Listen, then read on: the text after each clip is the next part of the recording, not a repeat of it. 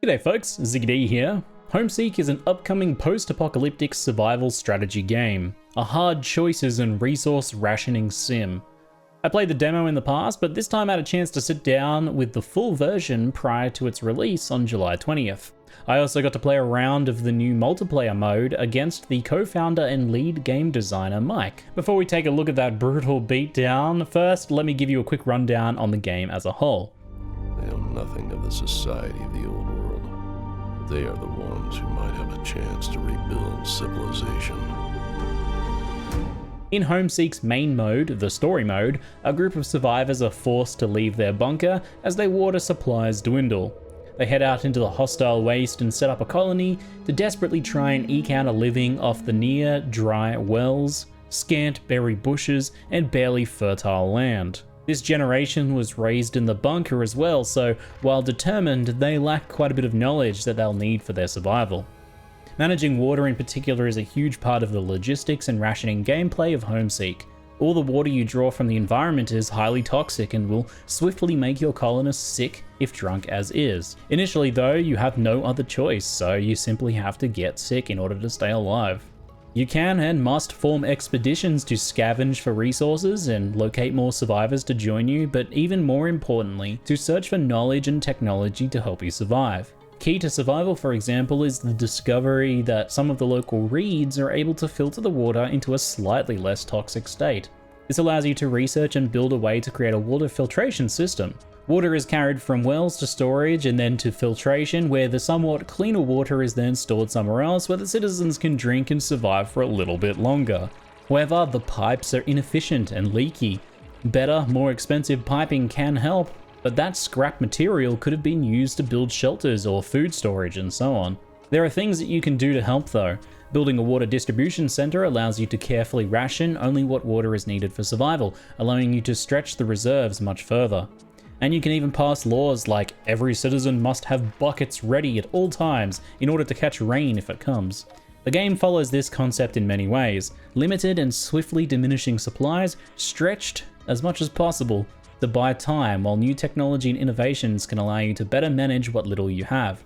In the story mode, you can explore and find opportunities, allowing you to relocate in the hopes of lasting longer in the greener pastures beyond.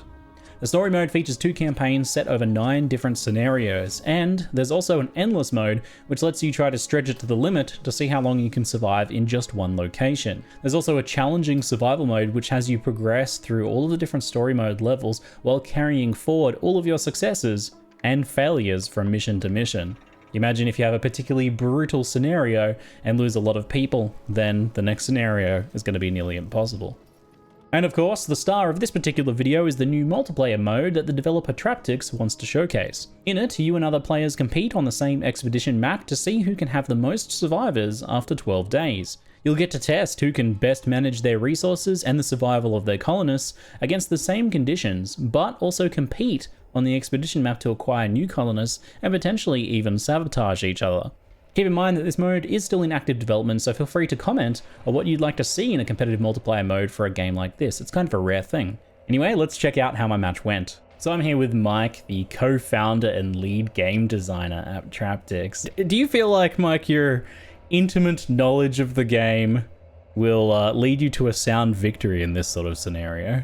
In this case, just because it's a 1 versus 1, I think I do have the upper hand, but you never know. There's a lot of intricacies on the online multiplayer, so you might be able to find something that I haven't managed myself. I do. I have a little bit of strategy gaming background, and I do have like a strategy in mind, but I've only played a few hours, so I think there's a fair chance that you will have my number, so to speak. We recently actually changed the winning condition for it. We had like a sudden death mechanic where acid rain started, and whoever survived the longest was the one to win. Oh no. But that led, it led in some anticlimactic situations where everyone was holed up in his base simply trying to survive. So instead we changed it up in a way that it just, whoever has the most citizens by day 12 wins, and this creates a more tension and more interaction even at the last point of the game. Yeah, wow. Acid rain, horrifying. So we're in a little preliminary building phase here, which is just a short time for us to get started. And I'm desperately trying to get some water facilities in place to start purifying and storing some water so that my citizens don't, well, die of dehydration in the first day here. I only have 24 people. And we both start off with the same starting conditions, and even events and things like that are paired. I see we have a little scoreboard up in the top left, so as my people start dying rapidly from starvation and exposure and whatnot, we'll be able to see you pull ahead of me, I'm sure. So I'm looking forward to that. Desperately trying to pump my economy. In strategy games, it's all about getting that economy up and going initially, at least. Do you have an opening strategy you like to put into play here? I'm trying to establish a good pipeline where I clean the water and I try to have as less damage as possible on my citizens, because in 12 days time this damage is going to build up, and the medical center, you know, trying to find a solution after you create a problem yourself is not the most efficient way to handle this situation. So wetlands and cleaning the water is probably how I start with. Here we have access to, as I said, to a lot of technologies. So it's up to you to see how you're going to, you know, what kind of technologies you want to research early in comparison with perhaps another player. An example is that I start with the farm because, you know, since I already invest in clean water, the farm's production is dependent on what kind of water they get. So I invest in wetlands, I already have some good quality water, and I can use this in my farm, which will result in good quality food. Ah, interesting. So yeah, I didn't go for the farm straight away. I'm on those berry bushes right now. My original plan was to go for a kind of like a ruthless slumlord, you know, not really good conditions, but just get as many people as possible. I'll see if I can manage to pull off something like that. So during the night, as you can see, the timer progresses a little bit faster. Yeah, nice. You only have the expedition during the night to interact with, but you know, we're gonna get these expedition centers up soon enough, and we're gonna have to fight for that territory. How soon do you like to get your people in houses? Because right now my people are just sleeping in the desert. Usually try to cover every need every day. I don't know if you noticed, during the night we actually got 8 citizens, and as soon as the morning came, most of them actually left because I didn't have enough houses for them. So you're actually winning right now. Well, my homeless strategy somehow is winning. I didn't build a single house, and I have one more person than you. Just getting lucky at the moment, perhaps. Oh, it looks like we equalized. I just lost someone. A citizen has died. Uh-oh. One dead, 4 lost. If you check your research center, we have access to all the level 1 technologies. Yeah, I have noticed. All the advanced versions are spread across the map, the expedition map. And I think this creates some interesting situations where, you know, one player might find a good advanced technology, for example, an advanced house or an advanced distribution center, and he will invest in that technology, and that will differentiate how he plays out from the other players. I may be sending my first expedition on the road already, ahead of you perhaps. We'll see if that gives me some sort of technological edge, or if I find some useful resources or something I can implement. But I still don't have houses though. Come on, I've got 1 house on the way. My poor people. That's not gonna be good for them, surely. As you know, if they get depressed, they won't be able to work. If they won't be able to work, you won't have enough scrap for them to get out of the. So you know, it's a spiral. If you don't have people, you can't get scrap, so you can't build houses. So they keep being unhappy. Yeah, it's tough. It's real tough. You know, some people starting to get sick, but getting that medical center up. Now, new research coming in. I have been trying to kind of go real hard on the research there. I'm just now researching a technology that allows me to cram more people into a smaller amount of houses. So living out my slumlord dreams here. That's my strategy moving forwards. Build 1 house, cram my entire population into it. So every level has, you know, a different structure, and you know, most people have only seen the first 2 levels. So effectively, On the first 2 levels, you have pretty much an abundance of resources of everything. Yeah, But right. we have 9 different levels, and some are short on scrap, some are short on food, and some are short on water. So you can't really follow the same strategy every time. Water recycling center. I think you need electricity for that one. I don't know if it's going to help me out for just yet. Yeah, every location you explore where it hasn't been explored before, you get 2 extra people. Oh, I see. Might have to bring those people home though. Didn't give them enough supplies. Oh, I see you picked up some more citizens. Someone's been expeditioning. Of course. So, do you see, if you check the expedition map, right across from you is going to be my base. So I can guess pretty soundly where you are, somewhere around here, I'm thinking. I'm not gonna pay you a visit yet. Thanks. You're not gonna raid me yet? Oh, thanks. That's kind of you. I appreciate that. 5 citizens have left. No! That's not ideal. That is not ideal. Well, I don't have to produce as much food now, I suppose. That's good, seeing the positive side of things. I didn't get my farm up and running early enough, no. No. How do you find the pace of the timer?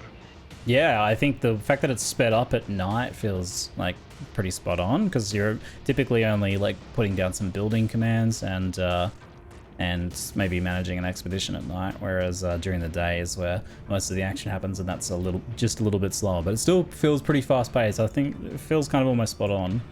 It would be nice, maybe like, I can imagine people might wanting to set like a slower or faster pace as a pre-game option potentially though. Yes, there is a number of options we think we will have to add.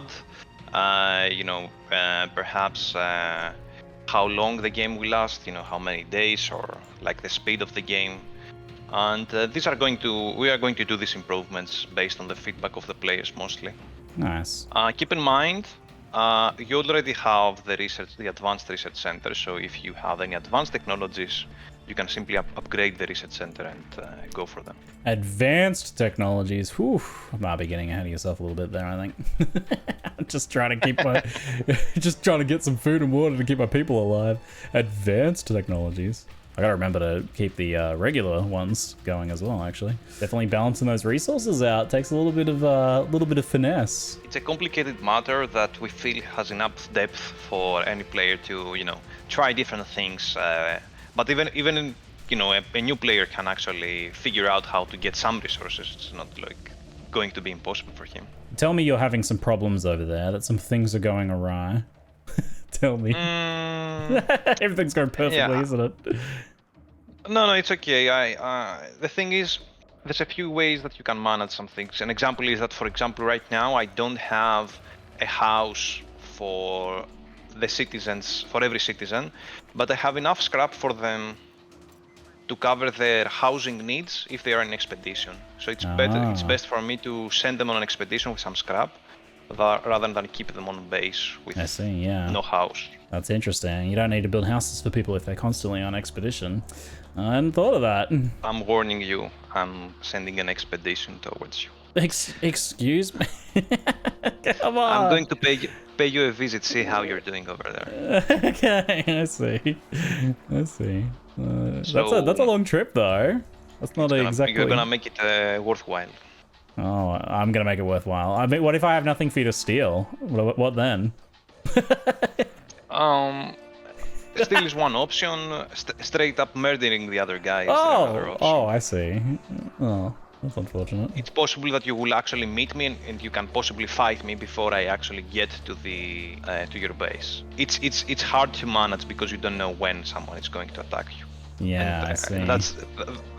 That's the good thing about it. When there's multiple players going, you can't really handle everyone. Just have to find a way to manage. Not having resources is a good solution, actually. Yeah, that's my strategy. Just have no resources for you to steal. The perfect defense. It's a foolproof plan. Oh, I have a lot of depressed citizens now who aren't working. I think we're okay for housing now. Yeah, because of my losses. But the depressed citizens aren't working the water, so my people are getting dehydrated now. It's creating a vicious spiral. How did you have enough resources to send an expedition all the way across the map, though? That's what I'm impressed about. Well, maybe I don't. Maybe they're going for a suicide mission. Oh, I I don't resource see. for that. Okay, I mean, maybe my strategy of having nothing for you to steal and then having your people come over here on a fool's errand might work out for me. That's my hope. That's my desire. I see we're having a bit of a heat wave right now. Wood is getting sapped and my people are already dying of dehydration, so that's just great. That's swell. So right now I'm at your base, and like I either assault your guys or No. steal your resources. Okay, yeah, just give me one quick second. Okay, yeah, now try and steal my resources. No, I'm going for your guys. All right. No, I've lost 4 more. But how many people did you have to bring over? And what if they never make it back, huh? That's my hope. Maybe I can intercept them on the way back. I'm gonna try do my best to keep my very few remaining people alive, and hope that wasn't worth it for you in the end. That's my hope. The heat wave is doing a number on me. Yeah, me too. Yeah, I've got 8 dehydrated citizens now. What happens if we both end up with 0 citizens left over? At the same time? Yeah. I suppose it's a tie. I suppose so. I haven't seen it happen, to be honest. There's always the first time, I suppose. 5 more citizens have left due to desperation from extreme dehydration, and now also just a little bit of starvation too, because my farm needs water. I'm boosting my water efficiency with water rationing center. Everybody line up for water rations. Oh, there we got a small boost of citizens. Huzzah! It doesn't look so bad when I say 29 to 39, but it looks kind of similar. It's not that bad, not that different. Make sure you have enough housing for the extra guys. Yeah, I had plenty of spare housing left over, as it turns out. Unfortunately. Trying to get an expedition on the road, but sending them out with very small amounts of resources to look after themselves with. And I need more. Everything. 5 more citizens have left. Oh no! I continue to diminish. Oh, we got some sick people. They're all getting exiled. That's my plan. Exile the troublemakers. This surefire way to have the most amount of citizens at the end. We are flat out trying to produce enough water and food to cover our remaining citizens. I'm unable to produce scrap currently. But I mean, come on, Ziggy, you don't have that many people. It's easy to feed them. You would think so, huh? You would think so. Yeah, I've got the farm going, but the lack of water has really slowed it down, and the lack of workers to work it also has slowed it down quite a bit. Okay, there. I'm looking at the weather observatory. We'll see what we find there. Maybe I can observe us some fortunate weather here. Speaking of, wow, I summoned the rain. My rain dancers have worked. Unfortunately, we haven't invented buckets, so I can't send my people out to catch rain. Oh, well, at least the wells are going to refill a little bit, so... Yeah, the wells don't look like they're going to run down, especially with this rain filling them back up. That's good. I get thirsty playing this game. We're finally going to bring a harvest in from the farm. Oh no, 97% of the day's over. Come on, just finish it off. Put in a little bit of overtime, please. Alright, my expedition is on its way back. It's got a bit of food and resources with it. Maybe they can bring that back and save us a bit. I don't think I've lost too many more people, but I haven't really gained too many more though. I had already explored the weather observatory. Oh, I was wondering. I was just looking at that. I was like, why didn't I get any people from there? You've already been there. You already sniped them up. So you came out and explored all my areas so that I couldn't get anything. Yep, that's basically cheating. Ruthless gameplay here. Well, I was wondering if if they were you'd in take my it way, easy on I me. would just coming to you. I am. Yeah, you are taking it easy on me. I see. Let's go. All right, workday's almost here. Everybody to the farm. Let's go. Desperately, we need food. Bring in the harvest. It's sitting there, ripe tomatoes. Everybody's starving. Come on, go harvest. Yeah, there we go. 1,000 food. All right. Workers abandon the farm. We're not thinking long term here. We're thinking short term. Okay, everybody on water now. Come on, everybody on water. So you have 1,000 food then? Yeah. I mean, this is like shopping day when you've got like 3 kids. You just Where I brought a whole load of food. The fridge is full. What are you talking about? Wait, it's empty. Where did all the food go? Yeah, no, I've got 400 food now. Already 600 is gone. Will you make it to the end of the game? Oh no. I think I lost 9 citizens. They all left. Oh, that's a lot. That is a lot. All right, I'm gonna have to think about how I'm rebalancing my people then. All right, who have we even got left at this point? Not many people. It looks like you lost 2. You only lost 2 in the end.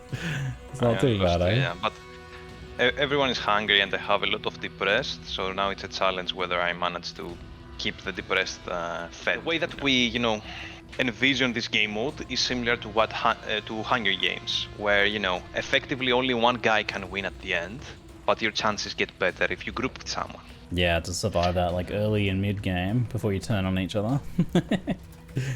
Exactly, and this would be the ideal.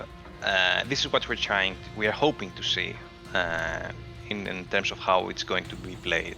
Right now, the actions that the player can do is either steal or assault another player, but we want to add more stuff on the way. For example, steal the technology from someone, or sabotage one of his buildings, in which case it will cease to work for some time. So we plan on expanding the ways that you can interact with other players. Oh man, yeah, I like the idea of potentially stealing technologies and stuff like that. That's quite cool. Let's see, Ziggy, how many of the needs did you cover for the day? No, cover everything? 2 out of 15 on the... What do we got? 8 citizens have arrived. Oh, I got some more citizens. 7 citizens have left. Hey, net positive 1 citizen. We're winning. I've got this. I don't have enough people to purify my water now, so we have to go back to drinking contaminated water, I think. I lost 5 guys myself. The hardships. If it just out of curiosity, how would one send an expedition to your opponent's base? You have to travel to points on the way and then to them? So effectively, if you find the location next to them and you explore it, then you unlock the ability to visit his base. All right. I've got a desperate desperate expedition heading out. We'll see what they can accomplish. I'll meet you halfway. Oh no, battle in the field, eh? I mean, my people will probably die of thirst before you even find them, so I wouldn't worry too much. It started off so good. We were all so bright-eyed and full of hope for the future. We were researching technologies, we were growing, we were even leading for a little while there. Those halcyon days of optimism. Now, a skeleton crew is barely able to man the water extractor to extract highly contaminated water to the water storage, where desperate, emaciated citizens plunge their little cups into and drink, retching in between mouthfuls. But we still have hope. We still have hope.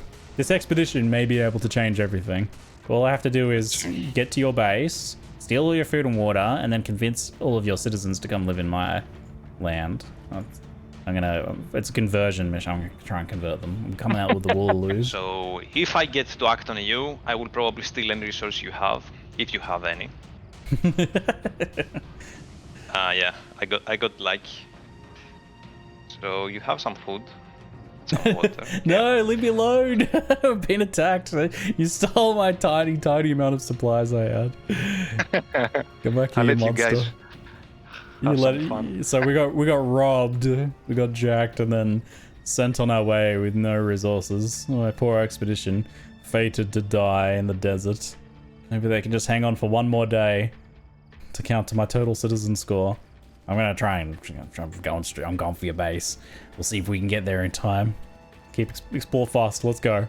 Oh, I'm on my way. Oh no, two of them died. But I learned advanced farm technology.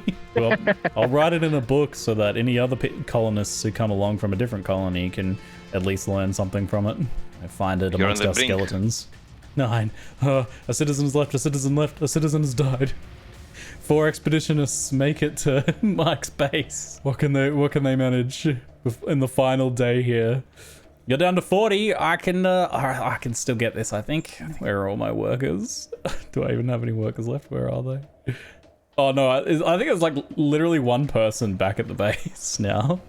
You can't even work the water extractor with just one guy. You need at least two. Yeah, it's a two-man job. Oh no. I'm at your home base. Looks like I got a little 5, 4, 3, 2, 1 countdown. Oh. Here we go.